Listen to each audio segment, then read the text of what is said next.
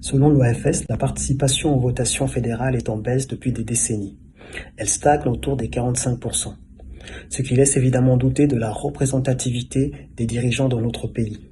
Mon commentaire sur la présidentielle française, c'est un commentaire général, qui s'adresse à tout entrepreneur. Votez, intéressez-vous à la question politique, mobilisez-vous. Soyez le changement que vous voulez voir dans le monde, comme disait Gandhi. Ne suivez pas des discours simplistes, des slogans simplistes tels que « faire front contre l'extrême droite »,« le changement », etc. C'est souvent un écran de fumée pour simplement vous empêcher d'analyser les programmes politiques de manière précise et de voir si cela correspond à si cela défend vos intérêts et ceux de la collectivité. Ne suivez pas simplement une personnalité politique parce que c'est un proche, un ami ou parce que c'est une personne sympathique. Intéressez-vous réellement à ce qu'il propose et mettez cela à la lumière de vos intérêts en tant qu'entrepreneur ou pour ceux de la collectivité. Les conséquences du fait de se désintéresser du vote de manière générale sont souvent néfastes.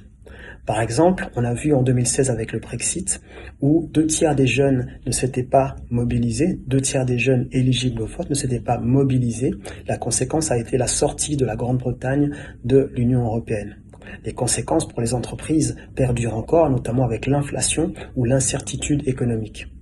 En Suisse notamment, nous avons cet exemple des décisions justement prises par le Conseil fédéral, par le gouvernement, des décisions qui ont eu des conséquences néfastes pour les entreprises et surtout pour les petites entreprises. Par exemple, les chefs d'entreprise employés de leur propre entreprise n'avaient pas le droit à l'assurance chômage, à toucher le chômage, alors que même que c'était une situation exceptionnelle, une situation de crise. Il est étonnant évidemment en tant qu'entrepreneur de cotiser à une assurance sur sa fiche de paye et dans une situation de difficulté, même un cas de force majeure, de ne pas y avoir droit. Il est donc important en tant qu'entrepreneur de comprendre l'enjeu, l'importance de la question politique et de la question du vote et de s'y intéresser et de se mobiliser. En 2023 par exemple, il y aura des élections au niveau cantonal et au niveau fédéral. Ce sera l'occasion pour chacun d'élire des candidats ou de choisir un parti politique.